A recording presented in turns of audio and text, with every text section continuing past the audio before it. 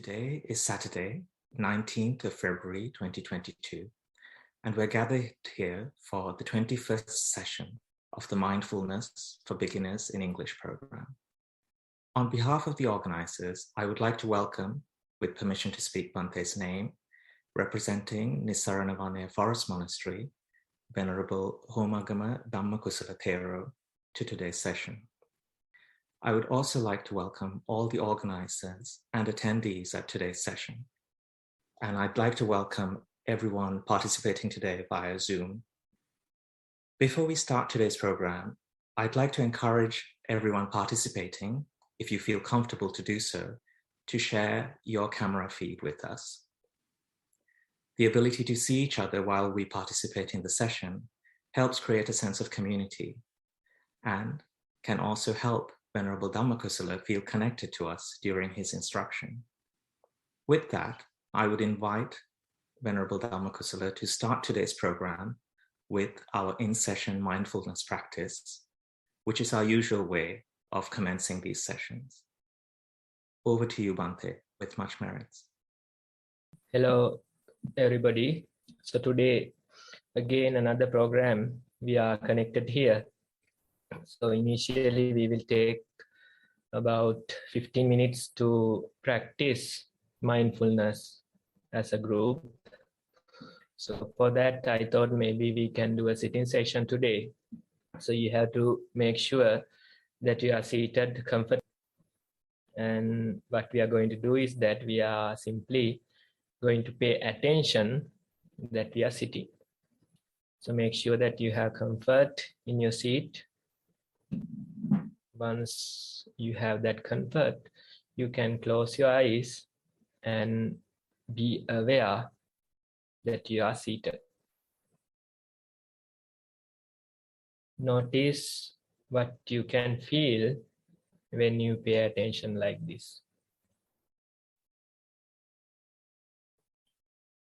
Maybe you are hearing the sounds from the surrounding. Then you may notice some bodily sensations as well. Your back, how the legs are touching the ground, the sensations of the feet, you might notice.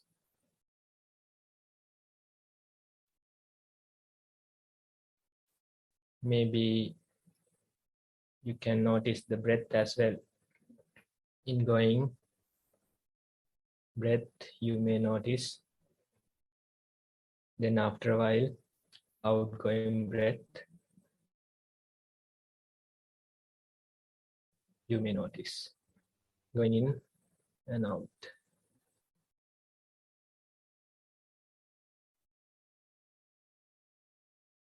Maybe the prominent sensation is at nostrils.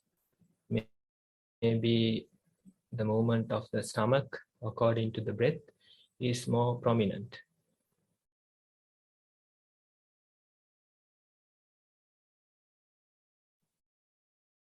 Some of you might even feel heartbeat kind of a vibration inside your body.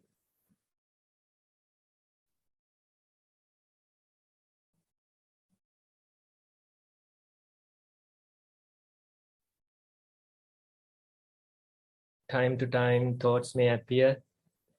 Your attention will go to thoughts.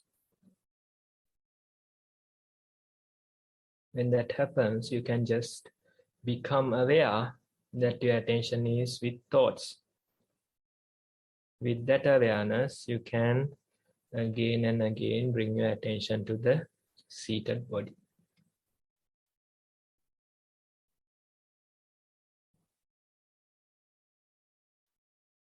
Sometimes you may feel sleepy. Sometimes pain or irritation in your body.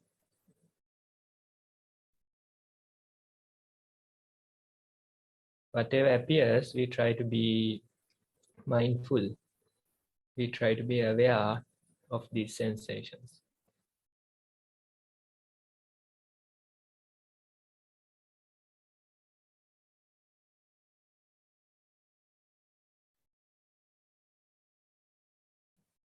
You are seated here in this moment among all these things.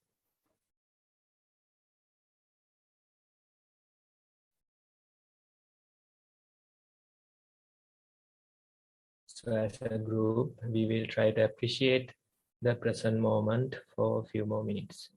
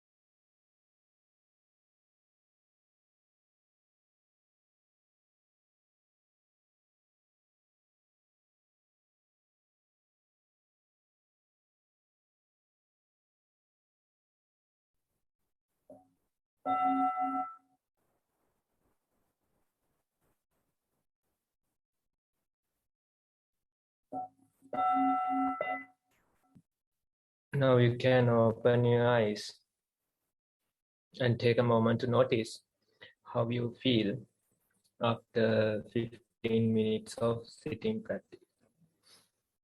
So this is the idea. Every day we take some time and try to be aware that we are sitting. Simply close your eyes and notice what you can feel. How your body is seated and what are the sensations. Then same thing could be practiced while walking.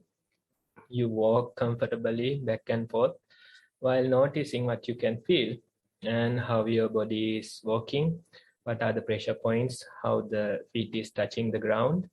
Simply you can notice and walk back and forth.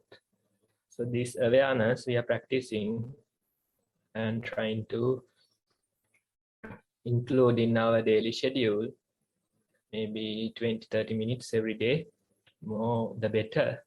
If you can practice, then you can see benefits for yourself. So that's the idea of this practice. We invite all of you to practice on your own and try and see what you can feel when you pay attention. So with that, we can move forward, Arosh. Thank you very much, Bhante, for the guided meditation practice and that advice. Certainly for me, that period of being aware was refreshing, but also was punctuated by that awareness of what was in my mind in preparation for today's session as well. But overall, it was a very calming experience, and I appreciate the opportunity. The next section in our program is to go through the Beginner's Guide to Mindfulness, which provides the instruction for participants in this program and is the recommended way to begin your practice. Some of you will be very familiar with this, but we share this information during each session as a refresher to refresh everyone's awareness as they take part. So as you can see from the guidance shared on the screen, the first step is to familiarize yourself with mindfulness meditation practice while walking and sitting. We have 2 helpful videos prepared by Nissarana Vanaya Forest Monastery that describe this practice. The videos linked here provide an introduction to both sitting and walking practice, and we recommend that you watch both. And in a short while, I'll share these instructions as a PDF and text in the chat, so you can copy the links from there. Having watched the videos and familiarized ourselves with the practice, the second step is to allocate some regular time for sitting and walking practice, as Bhante just advised us now as well. You could start with a short period of 5 or 10 minutes of each form of meditation every day. And as you become more familiar with the practice, you can then increase this to 20 minutes, 30 minutes, maybe eventually 1 hour of regular sitting and walking meditation practice. We recommend that you start each period of practice with mindful walking and then proceed to mindful sitting. And try to spend roughly the same amount of time for each form of practice, which can help you get the most out of this program. Continue practicing in this way for 3 or 4 days until you have completed a total of about 2 hours of practice in each form of meditation. Once you've done this, we come to the next stage of the guidance, which is to describe your experience in a reflection report or practice report. This should describe your mindfulness training experience in your own words, including the primary object of your meditation, what you noticed about the object, and any other stimuli you noted. So, for example, during walking practice, you might notice the pressure of your body on the soles of your feet and how this changes as you take each step. You should describe the prominent sensations that you notice during your practice. You might also notice sounds from the environment and thoughts that arise. You can include this information in your report too. And similarly, with sitting practice, if your primary object is the touch of the breath in your nostrils, you can describe how that feels, together with other things that you notice, sounds or thoughts, and so on. Later in the session, you'll hear some experience reports, some examples of practice reports, which will help you understand the form that these usually take. But I would emphasize that you should describe your experience in your own words. This exercise of reflecting on and writing about your practice will help you better understand how your mindfulness is developing.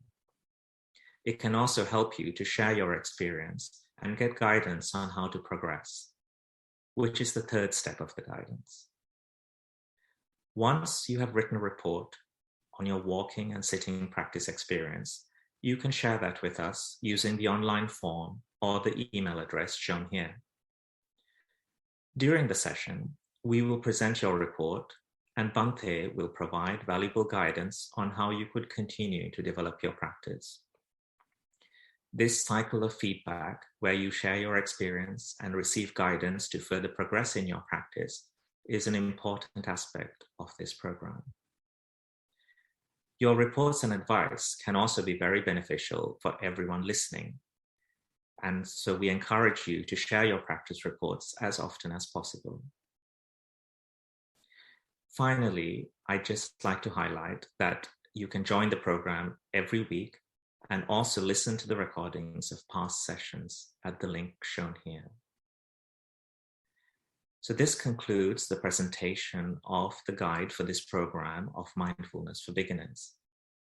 And with that, we'll now move on to the next section of the program, which is to present the practice reports received for this week and listen to the guidance offered by Venerable Bhante in response to these. So today we have 2 practice reports, and I would like to hand over to Anupama, who will present the reports and then also facilitate a question and answer session. Over to you, Anupama.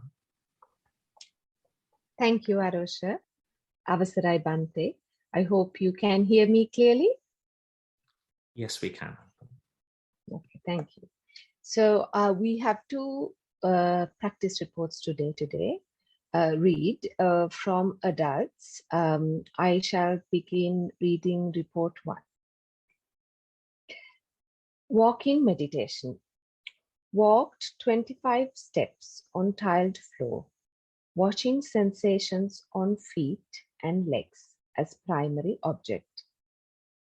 Initially noted right, left, then lifting, moving, placing of each foot. Mind wandered but came back to feet. Itching, pain, tickling, sweaty, pressure, warm, cold, contracting, spreading sensations noted. Get unsteady at times, distracted by sounds on and off briefly and by sights, but after a few short thoughts, mind returned to feet. At times, mind went to other parts of body, but again soon came back to feet. Mind stayed on feet for about 6 to 7 stretches before it wandered. Walked 1.5 hours with some short interruptions. That is the end of the walking meditation, Bhante.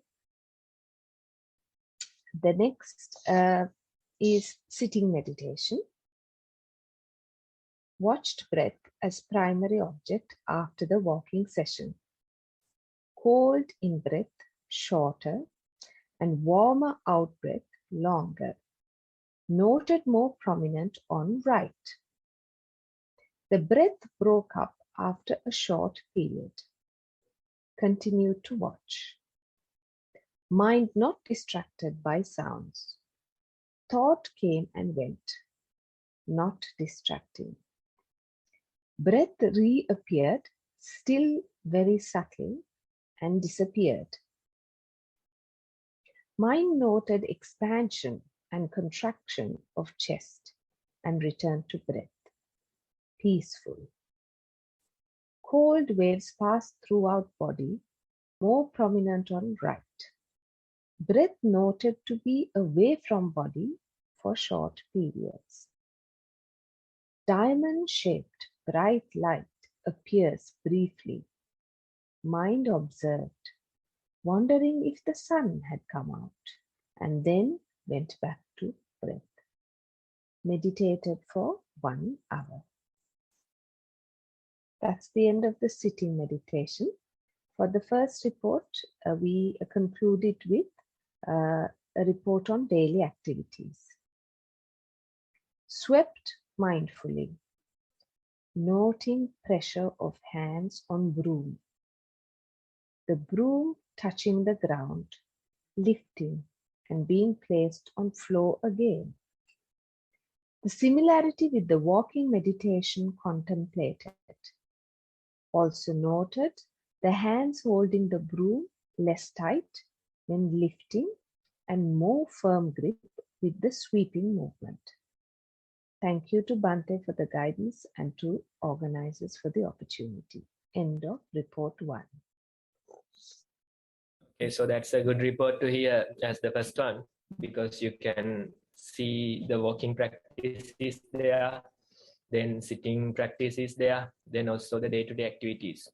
So this is the way you again and again try to notice these things while walking, sitting, and while doing your day-to-day activities. When you do that, initially you might feel that sounds are disturbing me, the thoughts are disturbing me. That is natural. Initially you are complaining. Sometimes you complain that so many thoughts are coming. I can't be aware. I can't maintain my mindfulness. Instead, so many past, future thoughts are appearing. But that is natural because now you are aware. You used to get thoughts, but you weren't aware. Now you complain because you are aware. Once you pay attention, you notice that so many thoughts are there. So many ideas, planning, pop into my head. So it's good to notice that these things are happening.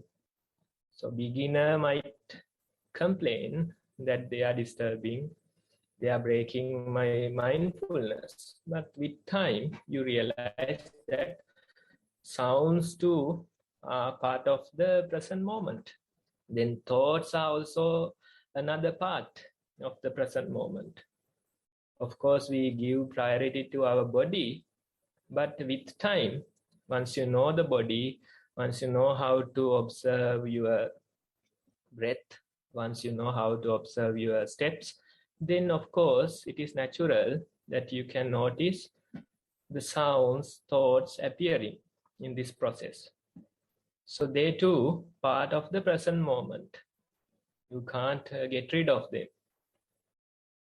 It's the natural movement of your mind. So you get sounds, you get thoughts appearing.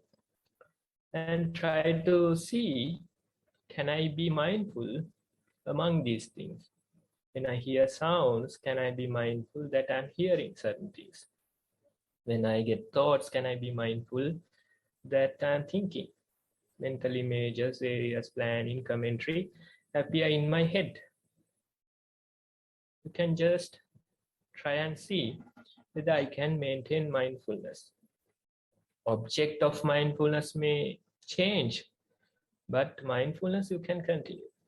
Breath is one object, sounds are other things, thoughts, various sensations of your body. So they appear, they disappear. Just try to continue mindfulness, and that ability you are developing. Towards the end of your report, you are mentioning that sounds are not disturbing my mindfulness. Thoughts are not troubling me. Instead, I can just be. They just come and go. So initially your mind is so much moved by them. Moved by thoughts, moved by sounds, various ideas, commentary. It is moved. But with time, you develop this ability to keep your mind still. The objects come and go, but there's no trouble in your mind. There's no worry in your mind. Instead, you try to maintain that peace in your mind. Things come and go. More and more you practice, you can develop this ability. Various things appear, they disappear. My mind gets moved by some of them. But still, when you practice more and more, you can realize that I can develop this ability. I can keep my mind peaceful, although various things appearing, disappearing. This process is happening. So this is the way, more and more you practice, you can realize now my mind is not moved by them so much. Initially, it is moved, and even higher than the things that come into your mind. Your mind is creating trouble. Your mind is creating worry. Certain things may happen, but you anticipate more and more difficulty. So that worrying nature will gradually disappear from your mind. The thoughts will appear, but still you are not worrying so much. Your mind is coming back to the natural status more and more quickly. So that ability you can develop when you practice again and again. So that is why we encourage you to practice even during your day-to-day life. Whatever the activity you do, can I be aware? Can I pay attention to that? That way of practice is very much valuable. Otherwise, you can't separate time for formal meditation. Maybe 1 hour or 2 hours you can do maximum. You can't do more than that. So the rest of the time you have to function as usual. Go to work, take care of your family. Those things you have to do. So can I be aware while doing these activities? One thing at a time, and that done well. That is the idea. So sweeping, can I be aware that I'm sweeping? Having a cup of tea, can I be aware that I'm drinking something? Eating a snack, can I be aware that I'm eating? And just spend a few minutes with that activity, and then you go to the next one. So like that, you try to pay attention during your day-to-day activities as well. And more you practice, you realize earlier these things used to move my mind. These things created so much worry in my mind. Now, although they happen, although the troubles come, although the people come and blame me, I'm not so much moved. That is the ability we are developing. Even in your report, we can see that. Initially, the sounds, thoughts will be troubling, but towards the end of it, you are saying, the sounds are passing, I'm not that much worried. Thoughts are passing, I'm not that much worried. So that ability will develop with time. You only have to continue your practice, and when you continue, you can really feel the difference in your day-to-day life, the difference in your mind. You can notice. So that's the invitation. Try and continue your practice and try to share with the group as well. Thank you, Bhante. I shall proceed to the second report of the day. It starts off with walking meditation. Arrange to walk on tiled floor along a path of about 15 steps. Started by standing and noting sensations of pressure and cold on the soles of the feet, which were more prominent at heel, ball, and toes. As body swayed slightly, the sensations shifted, becoming more prominent at toes or heel, depending on whether weight was shifting forwards or backwards.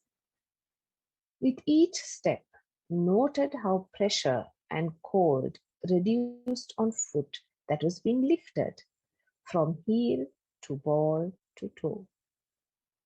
The pressure on inside of the other foot increased and eased as the foot that was moved forward was placed on the ground again. The process repeated for the other foot, and walking continued in this way until the end of the path was reached. Stopped and noticed how the weight of the body was more evenly distributed between both feet. Noted twisting of ankle and knee as each foot was lifted and turned. This time the weight was placed on toes and ball of foot before the heel was placed on the ground. Took 4, sometimes 5 steps to complete turning around and stood for a few moments before starting to walk again. Occasionally, a thought arose with an image or memory in the mind and noted how this led to 2 or 3 subsequent thoughts before sensations at feet became more prominent again. Sometimes noted the sensations on other parts of leg as the fabric of the trousers touched them. Each time the attention returned to the pressure and cold sensations on the soles of the feet. The practice continued in this way until the bell rang at the end of 30 minutes. Next is the report on sitting meditation. Sat on cushion on floor and spent about a minute sweeping attention from head to shoulders to hands and then bottom and legs. Noted any tension and tried to relax so that the posture was balanced. Then brought attention to sensations of air moving through nostrils on each breath, in-breath and out-breath.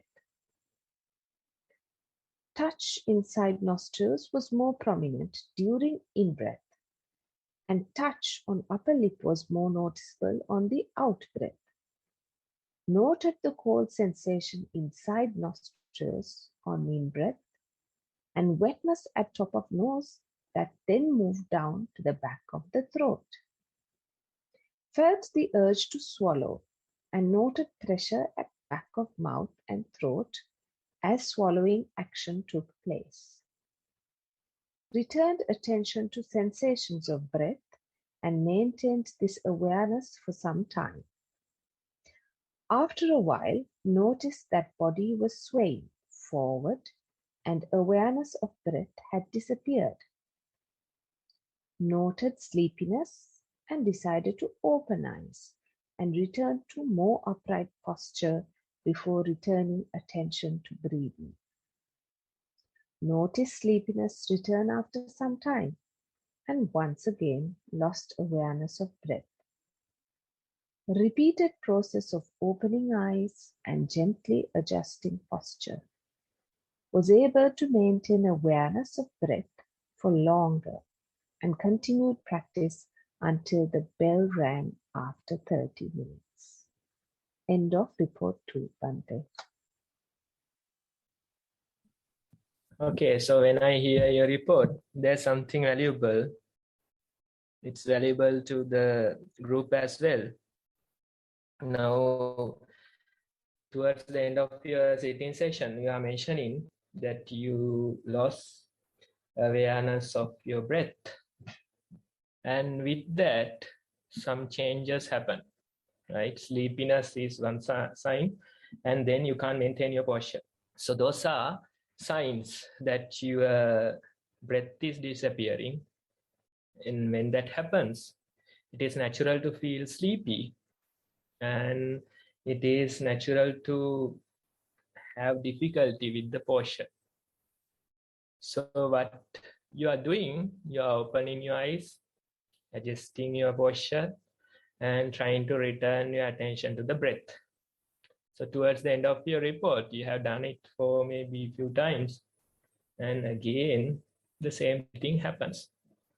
So this is a turning point in your practice. Now, initially, we selected breath as our safe haven, and you started your practice. Compared to breath, you observed the surrounding things, maybe the sounds, thoughts, they were there, right? But breath was your safe haven. That was your safe house. But what is happening when you progress in your practice? This breath will disappear. As soon as the breath disappears, it is natural to have difficulty with the posture, and it is natural to feel sleepy. So these are connected.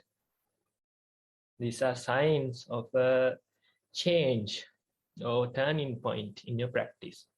Now, what is the turning point? Now you have to somehow develop the ability to maintain awareness without breath.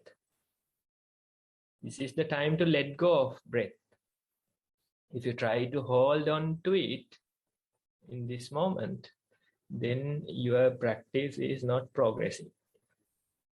So initially we give breath as the object to hold on to. By holding on to breath, you let go of other things, right? But with time, now it is time to let go of the breath as well. That's how the practice is evolving. When you send a rocket, I'm not talking about the recyclable rockets, the ones we used to have. So when you send that, you are firing one rocket, you are going some distance, then you are shedding the first part, then firing the second one, again shedding that part, only a little bit, a small piece will go into the space. So same way in this practice also, we are first holding on to some things in order to practice, but with time, you have to develop the ability to let go of them as well. So this is the time to let go of breath and try to see what is happening with this sleepiness, what is happening with this posture. Try to stay and observe. It is giving you a lesson. Although you try to maintain, although you open your eyes, as soon as you close your eyes, again, the same thing is happening. So you don't want to go towards that direction. You are trying to maintain your comfort. You are trying to maintain the familiar way of practice. But the practice is telling you again and again, now it's time to let go. Now it's time to move into an unknown area. So next time you have to go prepared. Now you know that this sleepiness is coming. Now you know that this difficulty with the posture is coming. Can I be prepared? Can I just stay with them and see where they are taking me? So these signs, they invite you to go on a journey, but you are refusing. You are again and again coming back to the known area, coming back to the comfort zone. Next time, go prepared, try to experience this, try to go through this experience. Try to stay with the sleepiness. Let go of the posture, let it drop, and see what is happening. In this point, your control is not there anymore. When we don't have our control, we don't like that situation. That is what we are practicing now. In your family life, in your work, you want to have control over things. If you don't have control, you don't like. So in this practice also, at a point, you have to let go of the control. Your body start to change the posture. Sometimes it is shaking. Sometimes it is moving back and forth. Sometimes the upright position is not there. So those things are happening. You want to maintain the control, but you can't. Try and see, I'm letting go of the control that I have and just be the observer of the things that are happening. Where these signs are taking me. So you have to welcome that change. You have to be prepared and go and see, can I face this? Can I take this challenge and try and see the next part, next phase of my practice? If you have that courage, then next time you can give us a much better idea about the part that is about to start, the next phase of your practice. So that's the invitation. Try and let us know what is happening when you let go of the breath, when you let go of the posture, when you stay with this sleepiness, what is happening, and try to experience that. Next time you can report back to us telling, this is what happened. I tried to stay with this sleepiness. I tried to let go of the posture and let the body adjust my posture. And this is what happened. This is what I experienced. So that experience is a turning point of your practice. So try to practice and let us know next time what's your experience. Thank you, Bhante, for that very valuable advice and for the guidance. I'm sure it's helpful for not only the individual who presents the reports, but all of us present today. The next step is for us to ask any questions we may have from Bhante.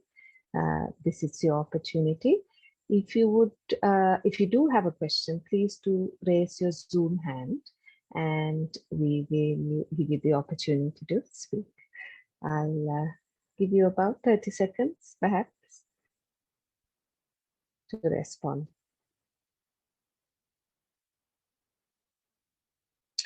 I can see, Mihiri, you've got your Zoom hand up. If you can kindly unmute yourself and ask Bhante your question, please.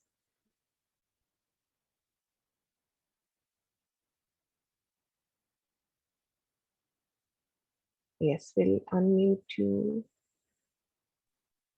from mind. Yeah, I think you can speak now, Mihiri. Avasarai Bhante. After writing the report, I mean, when you finish sitting or walking, when you're reflecting on the report, is it worth writing the reflection as well?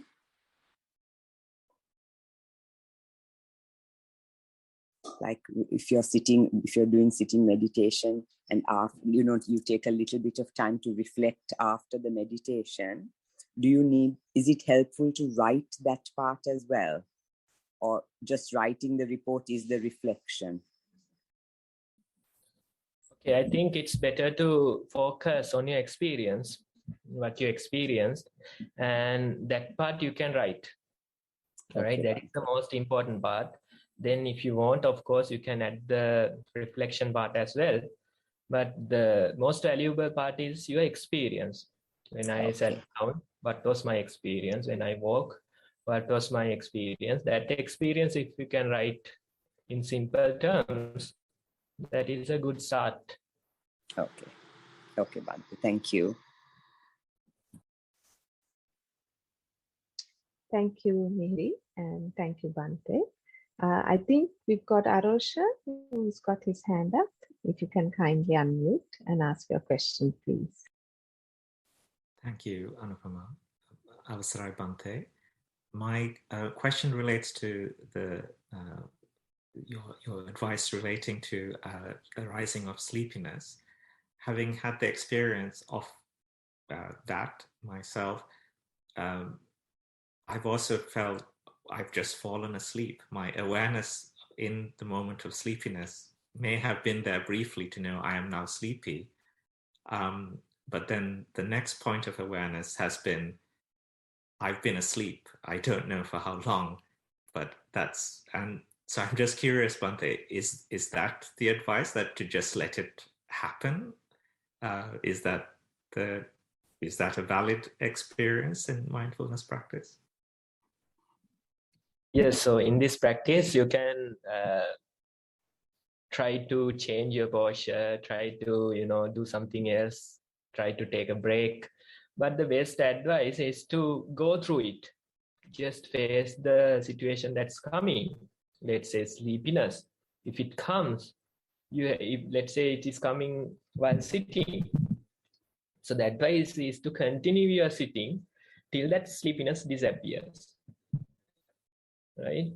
If it is coming in the walking, the advice is to continue that walking session till that sleepiness is disappearing. So whatever comes in that posture, we try to finish it there and change to the next posture. So that is important. So we are just trying to go through the experience instead of avoiding, instead of going in a roundabout way. We try to go through.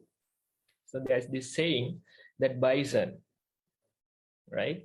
When a storm is coming, this animal is so strong, it is moving towards the center of the storm, right? So the other animals, they are skipping, they are trying to avoid. So they go even kilometers trying to avoid this. But this strong animal, bison, they go through the storm and they come out from the other side much faster, much shorter distance. So that is the idea. When unknown things come in your practice, you want to avoid. Avoiding is natural. That's our habit, no? But we try to face them. We try to go through these situations and try and see what is happening. Only thing is you have to go prepared. Now you know these things are coming. It's not a matter of one sitting session. Again and again you get the opportunity, no? So again and again you can go prepared and try and see. Now last time was not successful. Now this time can I face it? Again tomorrow you get another opportunity. Day after tomorrow you get another opportunity. So that is the way of practice. This is not a matter of few hours, one sitting session. It's not. You have months and years to continue this practice. So in other words, we say this is not a 2020 match. It's a test match. You get 5 days, right? You have enough time. Can you just simply try and face this situation? Can you little by little navigate this situation towards a better place? So that's the idea. If you think this is a 2020, then you have to, come and, you can't take that much time. But life is not like that. Again and again, you get so many opportunities. Again and again, you get opportunities when you function. Again and again, you get angry. Again and again, you become lustful. So these are opportunities, right? Yesterday, I got angry. Yesterday, I responded. Now today, I'm facing again, right? Then day after, tomorrow, I'm facing again. So that way, you little by little improve yourself. Little by little, navigate towards a better place. So that's the idea of the practice. So try and see how you can face these situations, how you can be like a bison and go through these experiences. If you start avoiding, it is a never-ending process. So that's the idea I want to give. Thank you, Bhante. Thank you, Arosha. Thank you, Bhante, for that very insightful advice. We've got Kumudini, who's got her hand up. If you would like to unmute yourself and ask your question, please. Thank you. Avasarai Bhante, I think maybe very similar kind of a question. Let's say example in my meditation, sitting meditation, sometimes I feel that, my head drops, right?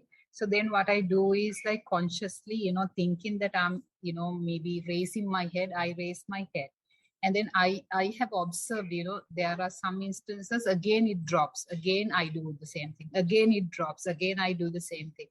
So I understand, like, based on whatever you advise, maybe I need to avoid maybe raising it up, but I would like to again ask you, is that the right thing to do?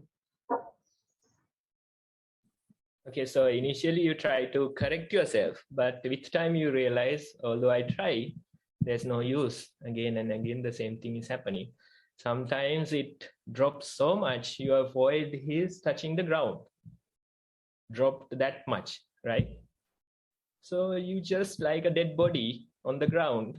Then sometimes if it is a common place, other people are walking around, you feel ashamed, but still you are on the ground like a dead body. So those are experiences that we have to go through. You lose control of your body. Sometimes you lose control of your mind. So as soon as that happens, you try to find a solution, try to fix it. But this practice is that anyway, I don't have a control over my mind. Anyway, I don't have a control over my body. If I have, then I would adjust it. No. Now, a few weeks back, I was sick. Then I can command my body, get better. But it is not answering. It is not responding to my request. So we think we have a control over our body. We think we have a control over our mind, but it's a very little control. You get a saying, but it's a little one. It's like you are in a rented house. While living in this rented house, you claim ownership to it. In this practice, we try to realize that this is a rented house. We can't stay here forever. It is not under our control. So that experience is valuable. So let it drop. Try and see. Tell the body, you drop it, you adjust it. I'm not going to do anything. And see what is happening. After a while, it will adjust automatically. Or after a while, it will drop further and your forehead will touch the ground. Still, you can continue your practice. Now, like a dead body on the ground, but you are aware, right? So that's the way of practice. Try and see if you can come back with a feedback next time. It's better. Thank you, Bhante. Excuse me, Anupama. I think we've lost your audio for some reason, but I think that concludes the question and answer for today. So with your permission, we will carry on with today's program. Much thanks to Bhante for all the advice and guidance, and also to Anupama for hosting the reading of the practice reports and the Q&A session today. We now come to the section of the session where we invite Bhante to deliver a talk on mindfulness to further support our practice. So therefore, I would now like to invite, with permission to speak Bhante's name, Venerable Homagama Dhamma Kusala Thero, to deliver a short talk that will help us develop and continue our practice of mindfulness. Avasarai Bhante.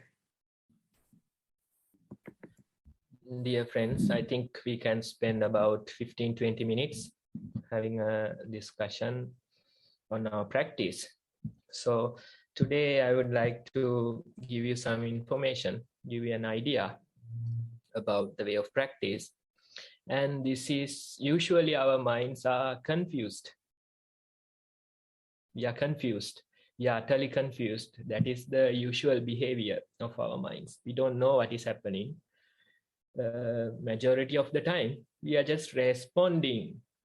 We are just reacting to the situations that surrounds us. So that is the usual way of life. So when you think about animals, they too depends on survival, right? When they go after food, they go after water. When there is fear, they try to get away from it. When there is pain, they try to get away from it. When the season is right, they try to create more and more similar animals. So they just continue their survival. That is the animal world. And when it comes to humans also, they too are part of the animal world. But they have this higher capacity, the capacity to ask themselves bigger questions, the capacity to think beyond this day-to-day survival. But it is unfortunate that most of the people They could even spend like entire lifetime without thinking beyond this day-to-day survival, without knowing that their minds are confused, without knowing that they are just responding to the surrounding situations. So it's unfortunate to see people spend maybe 50, 60, 70, 80 years without doing this experiment, without thinking beyond this day-to-day survival, without going beyond the capacity of the animals. So it is important that we ask ourselves the bigger questions. What is happening? Who am I? And why am I responding this way? So those are questions, those are valuable questions. So simply it says that know yourself. That is the advice of Socrates. He's saying know yourself. When you know yourself, compared to you, you know about the world. So it is important that we pay attention, try to notice what is happening inside us. Try to notice that our minds are confused. Try to notice how we are responding to these situations, how we are reacting to these situations. So only way is simply pay attention to yourself. Be aware about yourself. While walking, take some time just to walk without thinking about a destination. Just walk back and forth and try to notice what is happening. Try to be aware. Without having a task in your mind, just sit for a while. Just for the sake of sitting, just sit for a while and try to notice what is happening. Then your day-to-day activities, while doing them, try to notice what is happening. Try to notice what are the thoughts that are appearing. Try to notice why you are responding this way. So those are good observations. We try to know ourselves. Again and again, you pay attention. You try to be aware. So that very awareness will change your life.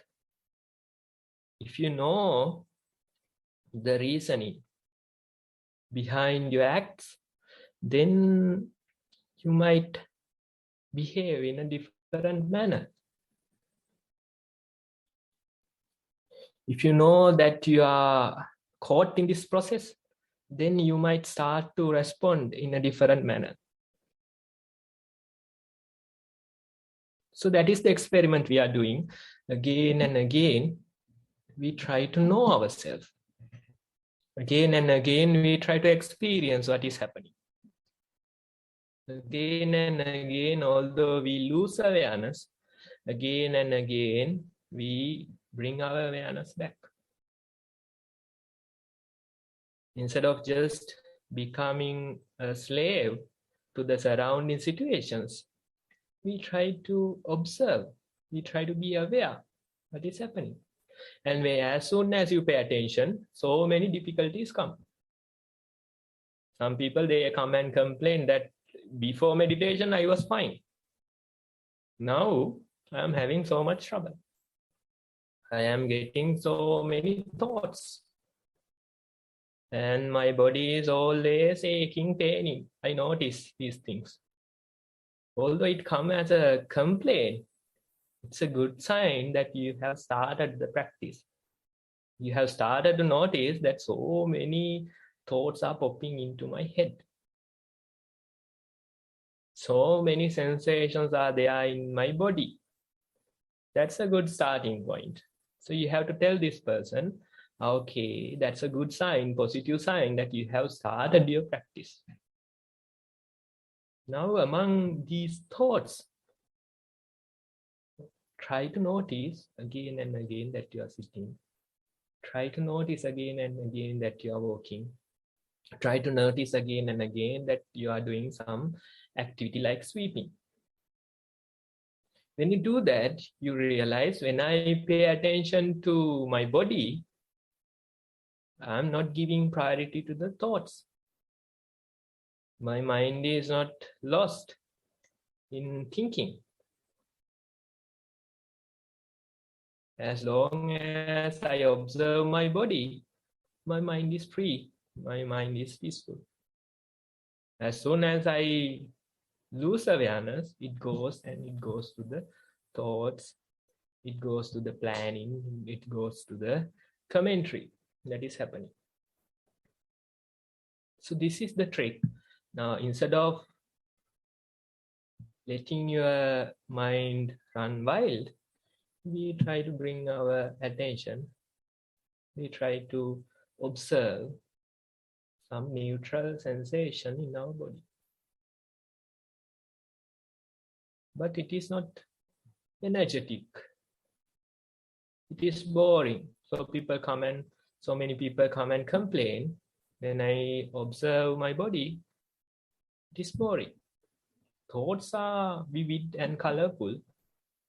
I can think thoughts for hours, but observing body is not that energetic. It's boring. That's another complaint that comes in the practice. As long as the sensation is neutral, our mind is not so much energetic to observe those things. As soon as the thoughts appear, it is vivid and colorful, you go after it. So it is important that you know the behavior of this mind. It is important that again and again you practice awareness and try to identify what is happening. So let's say some person on the street, while you were passing them, they said some words, some hurtful words.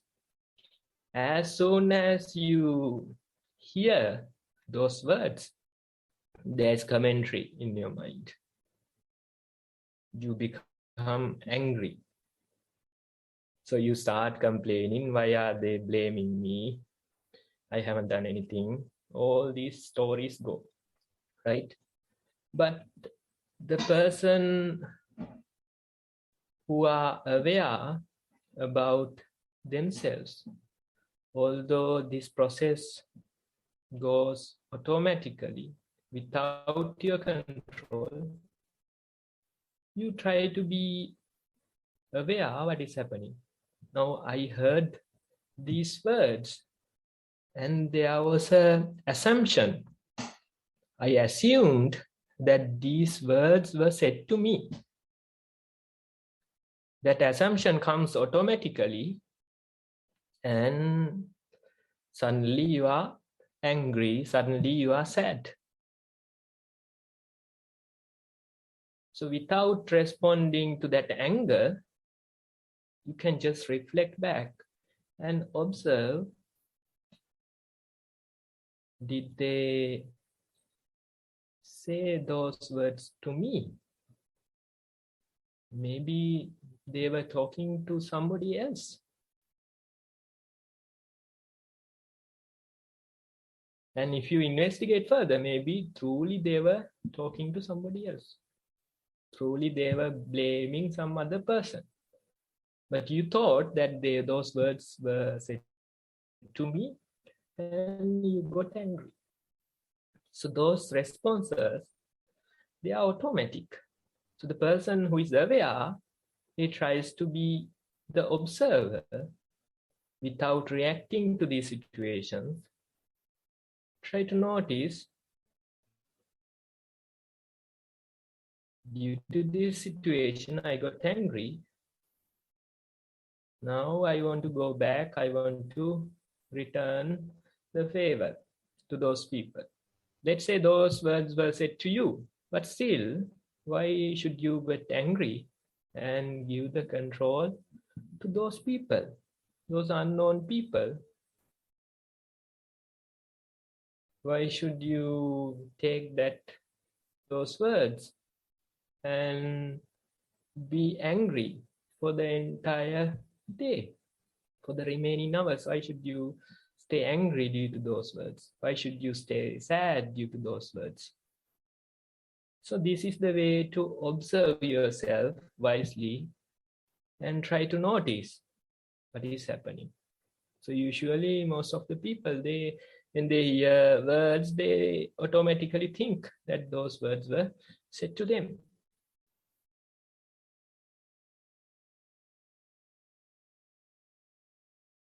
Then certain things happen, they automatically think that somebody planned and intentionally did these things.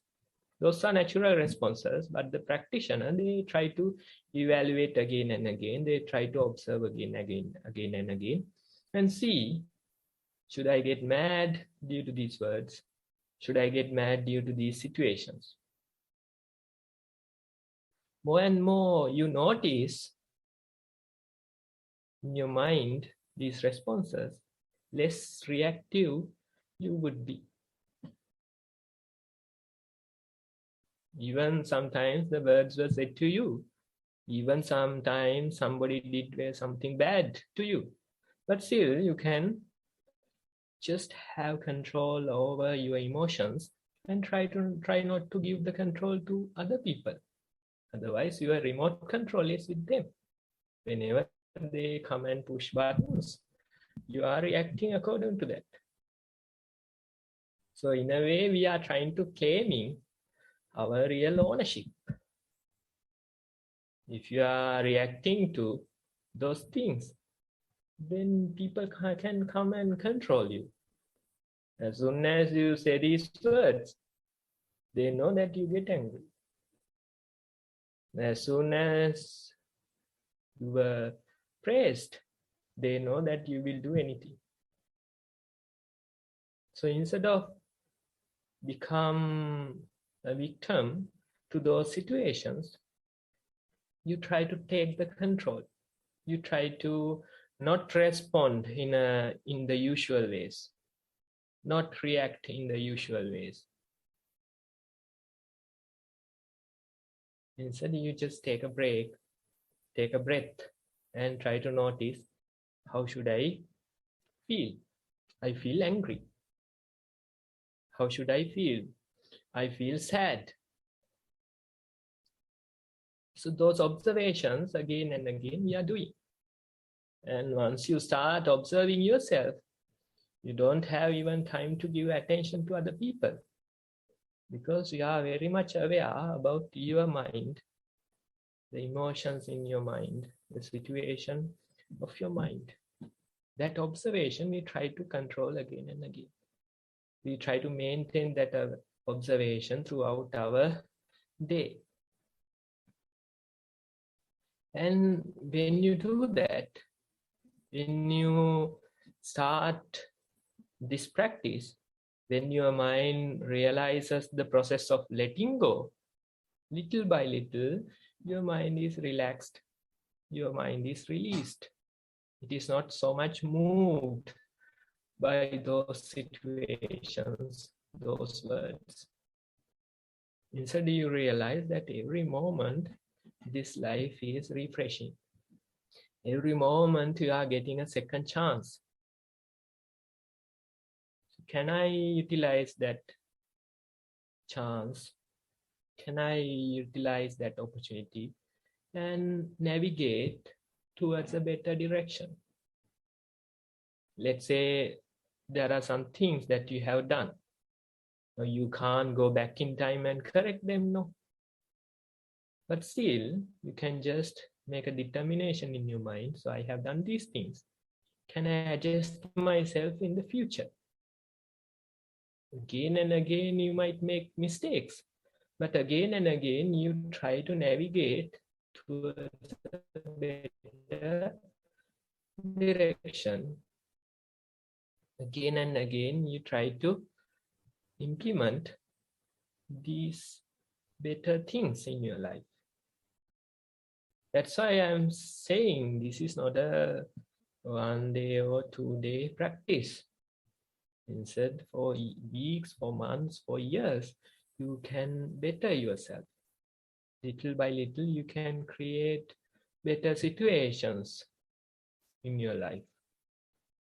You can develop this ability to respond in positive manners, positive ways. So that ability we can little by little develop in our life.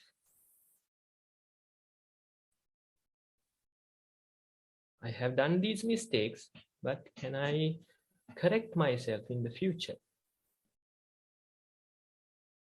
I'm not always telling the truth.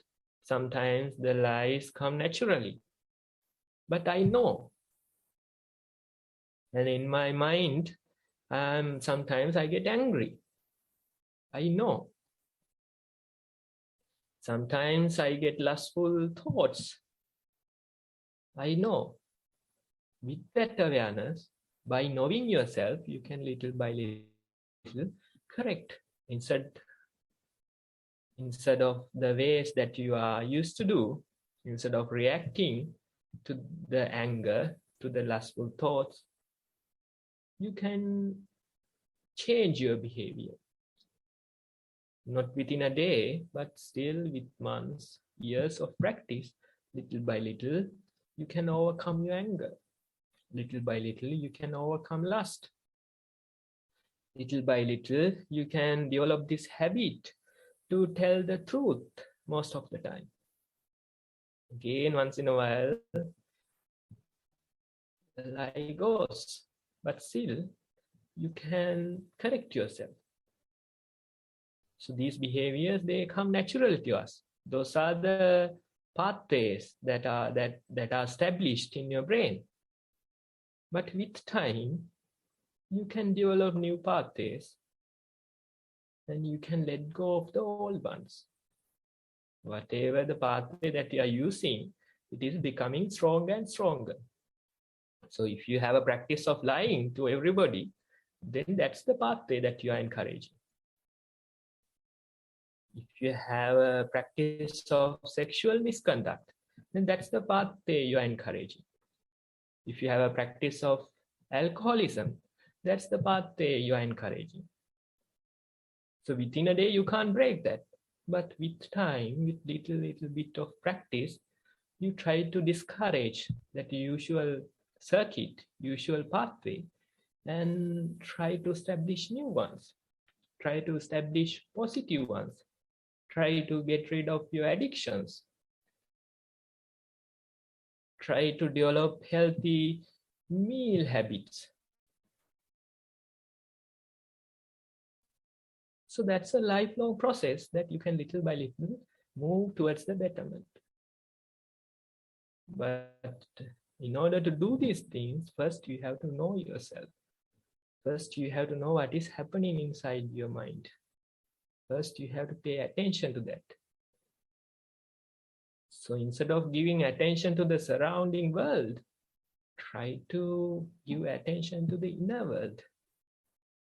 Instead of trying to know the people that are in the surrounding, instead of trying to know about the country, instead of navigating social media, try to navigate your inner world. Try to move your attention from the outside to the inside. By doing that, you can little by little change your life into a bit better direction. So that's the invitation of this practice. And we encourage all of you to continue to report us. And that's the talk for today. So thank you for listening. Thank you very much, Bhante, for that talk. Some really useful reflections and guidance. And for me, some strong resonances in the value and benefit of mindfulness in helping to establish a habit of responding rather than reacting. I think that opportunity to bring wisdom in our daily lives by taking that moment to reflect and understand what is happening and then respond based on wisdom rather than instinctual reaction was a very valuable observation for me from that talk. Thank you very much. We now have some time. If anyone has a question based on the talk, they can raise their Zoom hand and I can invite them to ask the question. So I'll give everyone 20-30 seconds to ask a question if they would like.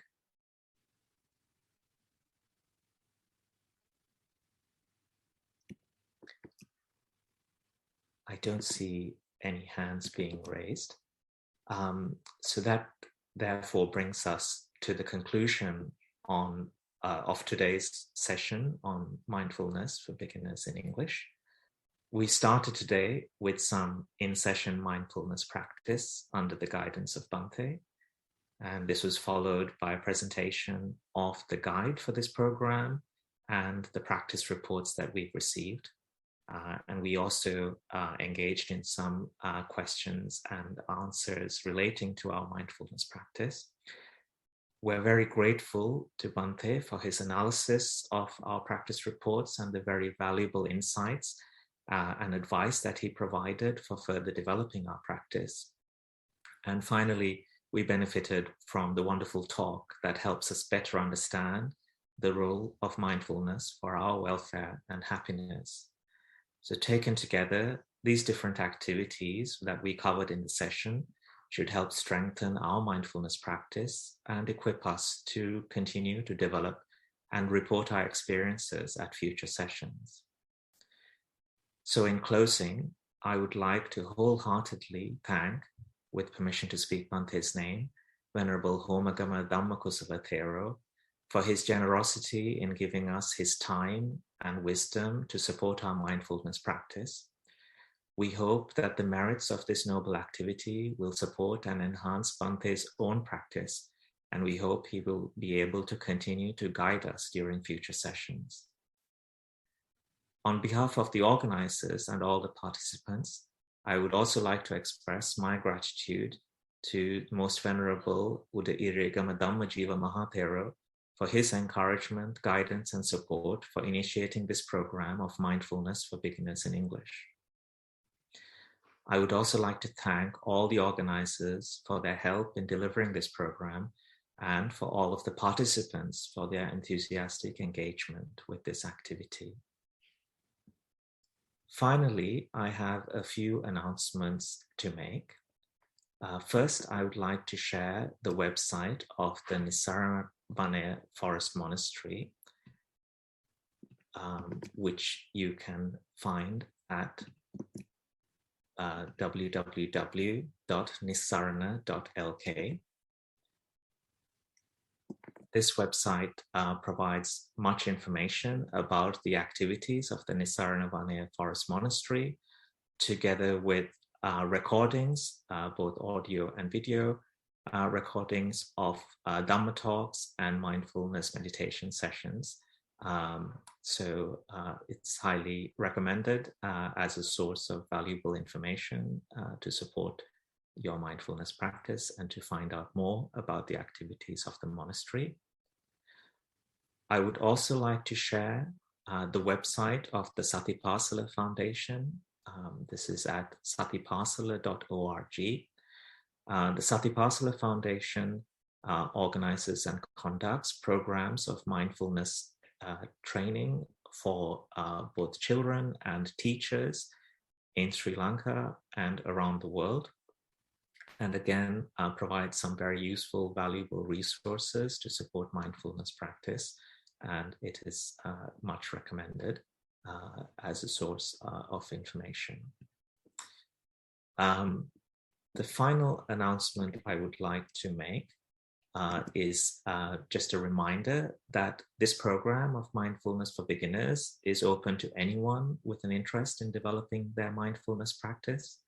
So please do invite your friends or colleagues or any other like-minded people that you know to join us.